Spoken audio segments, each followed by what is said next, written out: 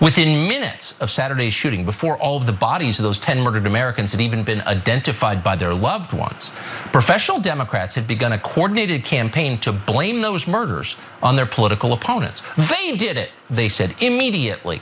Patron Gendron was the heir to Donald Trump, they told us. Trumpism committed mass murder in Buffalo. And for that reason, it followed logically, we must suspend the First Amendment. That was Tucker Carlson responding to the racially motivated mass shooting that took place in Buffalo, New York. And he covered it the way that anyone with a functioning brain could have expected him to cover it, essentially refusing to take any responsibility for the rhetoric that he pushes on his show in regard to white replacement theory, and also finding ways to twist himself into a pretzel to somehow blame the left for that tragic shooting, which again was racially motivated based on conspiracy theories that are shared by people like Tucker Carlson on his show regularly. The notion that white people in America are being replaced by people of color. That was what the shooter in this case was concerned about. He made that abundantly clear in his 180-page manifesto. Now, there were other lies in that cold open that we showed you guys, including the idea that now Democrats are using this as an excuse to take our First Amendment rights away from us, which is insane.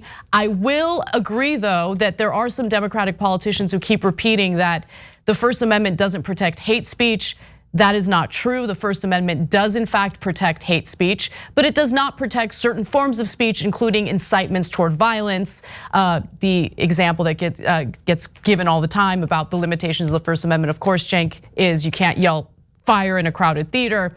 But before we get to more clips of Tucker Carlson essentially placing the blame on anyone other than himself, do you want to jump in? Yeah, there's two really important points that I want you to note as we do this coverage.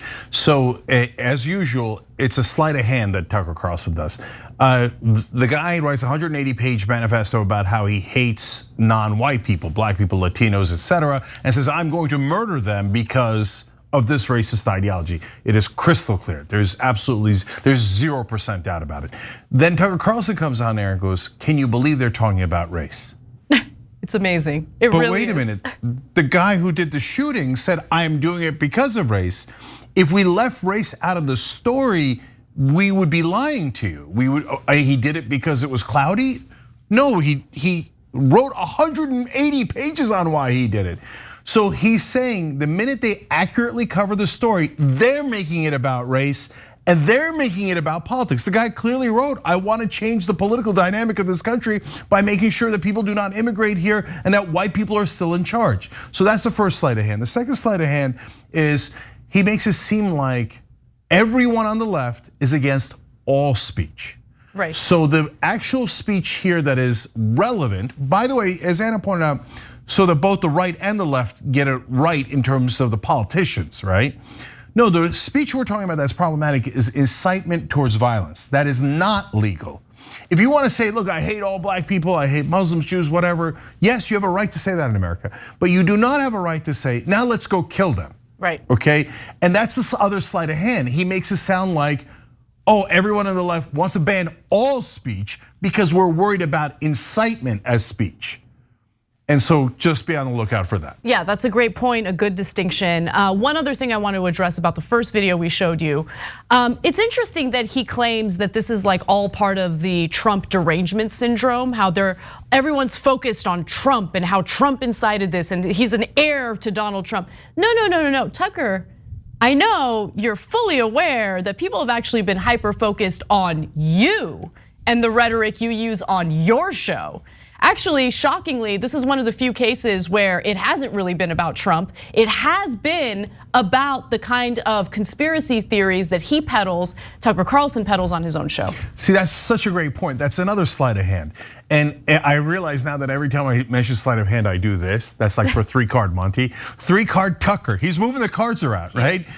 Wait, this wasn't about Trump. This was about you, Tucker Carlson, but by saying they're coming after Trump, one, he gains the loyalty of his audience who loves Donald Trump, and two, he makes it seem like it's Donald Trump's problem, not his problem. He might even run against Donald Trump at some point, so that's kind of a genius card trick there that he just pulled on you. Exactly. Now, he sets up his segment on the Buffalo shooter by claiming that, it's just a deranged guy. He didn't really have an ideology, he just has mental health issues. Let's watch. Gendron was mentally ill. Everyone around him knew that, including his teachers and the local police. Less than a year ago, Gendron was committed to a mental hospital after threatening to murder his classmates at a school graduation ceremony. So Gendron, in his manifesto, makes it clear, because he knows that people are going to accuse him of having mental issues or mental health issues or illnesses, that he is not mentally ill. He makes that clear. He acknowledges that in the manifesto. Now, some might say, well, I mean, he's a lunatic who's saying all sorts of things in a crazy manifesto. Why do you believe him? You don't have to believe him. But notice that Tucker Carlson, the evidence that he provides is Gendron getting in trouble in school less than a year ago, where he threatened to do a murder-suicide. Now remember, when we covered this story, we were very detail-oriented. We told you he was an overall seemingly normal guy until he became radicalized in early 2020 through these message boards like 4chan, for instance. Let me read you one quick portion of the manifesto where he talks about this. He wrote, I started browsing 4chan in May of 2020 after extreme boredom. Remember, this was during the outbreak of COVID. There, I learned through infographics and memes that the white race is dying out and that the Jews and the elite were behind this. Okay, so another sleight of hand. Man, this 3-card Tucker's good. So now he says, can you believe that they think that this is about politics and race when the guy's obviously mentally ill? And we're being honest about that, but they made it political. I mean, you've never seen us do that. We haven't on Fox News. When 9/11 happened, nobody talked about the mental illness of anybody. Anytime when the Sacramento shooter, there was a Muslim shooter in Sacramento, there was a Muslim shooter in Orlando. This is over the last 20 years, right? Every time, no one on Fox News talked about mental illness. Now, were they unhinged? Yeah, the guy in Orlando, obviously unhinged. And many of them were, of course, right? But Fox News did what on day one? Muslims, terrorists, invade. After 9/11, they said invade, invade, invade.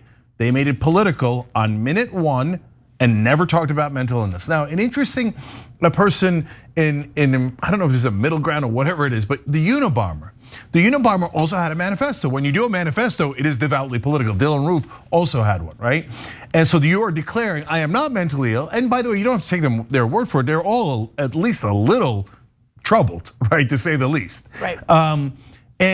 But clearly they think they're doing it for a political reason. And the Unabomber, obviously a touched dude living in a cabin in Montana by himself, writing crazy manifestos, but he had a political motive for the bombings, right? And that is obvious. Can I tell you something?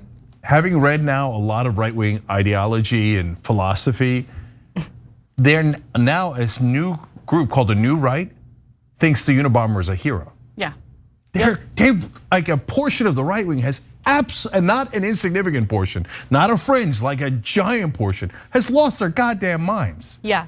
So let me give you more from Tucker's attempts to essentially pivot or take all the blame away from the very people who are emphasizing the very ideology and the very conspiracy theories that motivated this tragic mass shooting.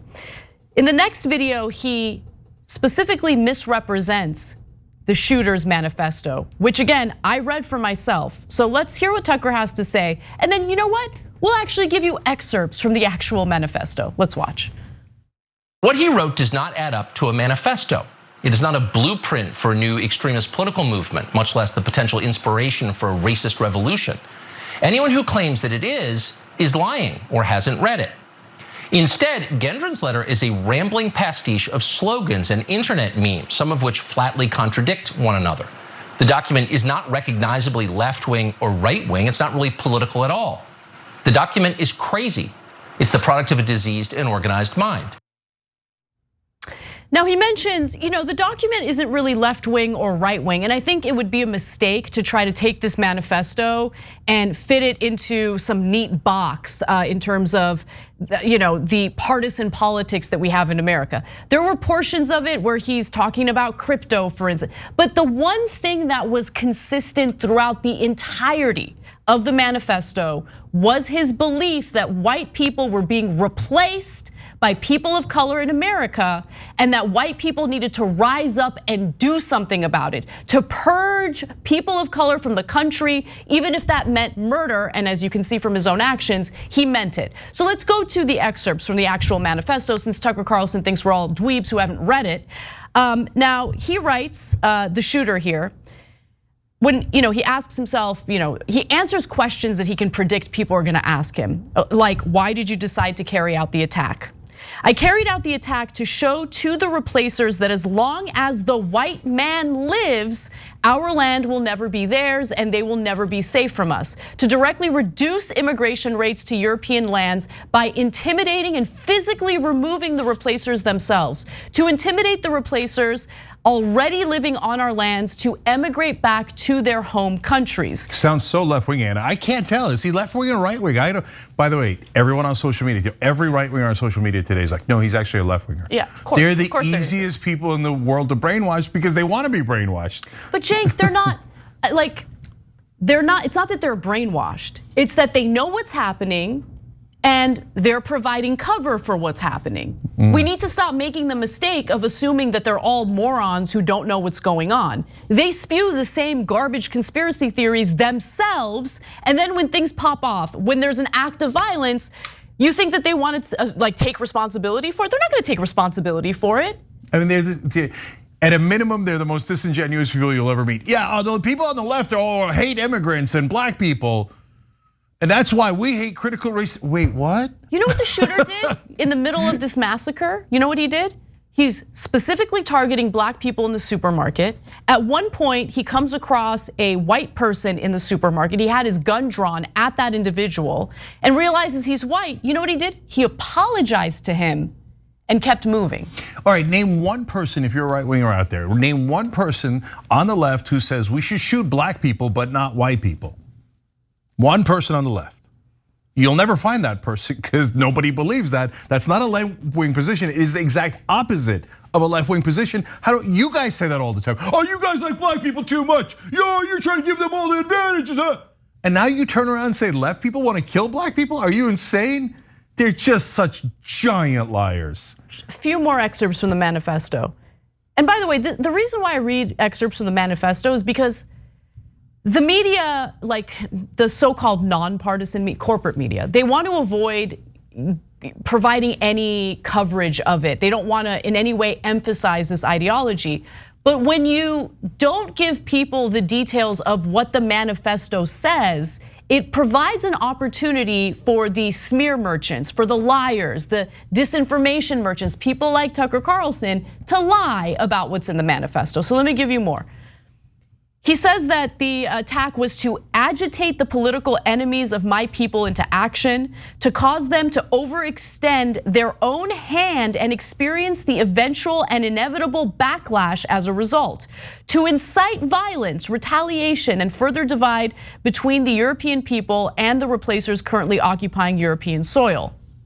Most of all, it was to spread awareness to my fellow whites about the real problems the West is facing and to encourage further attacks that will eventually start the war that will save the Western world, save the white race, and allow our humanity to progress into more advanced civilizations.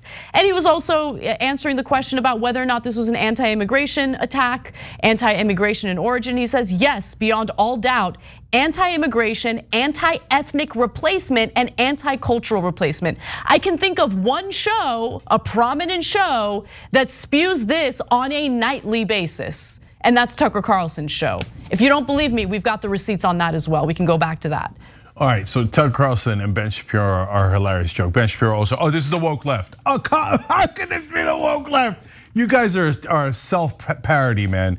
You guys are you make fools of yourselves every single day. Okay, but guys, that quote that Anna read you is so important about how he says to agitate the political enemies of my people into action, meaning, hey, when I shoot and murder people, they're gonna have to take action. To cause them to overextend their own hand, meaning like they're gonna try to fight back against the scourge that I've unleashed. And hence they're gonna wanna say, hey, maybe we shouldn't have things like automatic weapons or semi-automatic weapons, assault rifles, and maybe not incitements to violence specifically. And then experience the eventual and inevitable backlash as a result. And the backlash is what Tucker just did, we just showed you. Oh, the Democrats are overextending their hand. Now they're going against all speech. Can you believe it? Tucker Carlson is doing the manifesto. He's doing the very next step that the shooter outlined should happen. And then he claims, I can't tell if it's right wing or left wing. Dude, if you're doing what's in the manifesto, it might be right wing, okay? Unless all of a sudden Tucker's gonna claim he's left wing. Listen, and Tucker, of course, has an incentive in avoiding any blame, right? Because we've all seen his show. In fact, I'd like to remind you all of what his show looks like, sounds like, and how similar it is to significant portions of this manifesto by the Buffalo shooter. Let's watch. I know that the left and all the little gatekeepers on Twitter become literally hysterical if you use the term replacement, if you suggest that the Democratic Party is trying to replace the current electorate, the voters now casting ballots, with new people, more obedient voters from the third world. But they become hysterical because that's what's happening actually. Let's just say it, that's true. We've never seen demographic change like this. It's roughly the equivalent of a brand new city of Chicago every year. A city populated entirely by poor people with limited education who can't speak English. And the question is, how is it good for America? Where exactly is all this criminal white supremacy, this right-wing domestic terrorism that poses, quote, the most lethal terrorist threat in the homeland? Where is it? Well, of course, it doesn't exist. In other words, you're being replaced and there's nothing you can do about it. So shut up. The great replacement theory, it's a lie, they yelled. George Soros has nothing to do with that. Stop talking. They said we were espousing something called the great replacement theory, a well-known racist fantasy. The great replacement. They acknowledge that it's real and they love it. This policy is called the great replacement, the replacement of legacy Americans with more obedient people from faraway countries. The great replacement plan is working. And that was just a small fraction of the segments that he has done on the replacement theory. He has talked about this literally hundreds of times on his program. Okay, now I told you earlier, this is not a fringe movement, unfortunately, in the Republican Party. Now I'm gonna tell you a poll. They read this question to Republicans and I'm gonna tell you what percentage said yes. They asked, do you believe that a group of people in this country are trying to replace native-born Americans with immigrants who agree with their political views? 47% of Republicans said yes. That is nearly half of all Republicans saying, yeah, a group of people, usually the Jews in their theories, conspiracy theories, are trying to replace native-born Americans with immigrants. That is exactly what the shooter thought. That is exactly what Tucker Carlson says on his air. And voila, nearly half of Republicans believe that. This is massively dangerous. And he asked in that middle of that clip, oh, they talk about domestic terrorism. Where is it? Well, congratulations, Tucker. There it is. And by the way, it was there too in El Paso, Texas, when the guy talked about great replacement theory, and 2 other synagogue shootings, one in Southern California and one in Pittsburgh, where both shooters talked about the white replacement theory. And they shot synagogues because they thought the Jews were doing it. Tucker knows what he's doing. His audience knows what he's doing. And what I'm fearful about is that it's just another day in America. It's just another racially motivated mass shooting. One side is trying to get to the bottom of what the real motivations were, and the other side denies any responsibility while simultaneously continuing to spew the same talking points, the same ideology that fuels this garbage and this violence. My fear is it's just gonna be the same response and the same do nothing attitude by people who pretend to be concerned about this after the shooting happens. And we'll see how it's gonna play out. My predictions unfortunately tend to be correct, as Cenk knows. Hashtag Anna was right.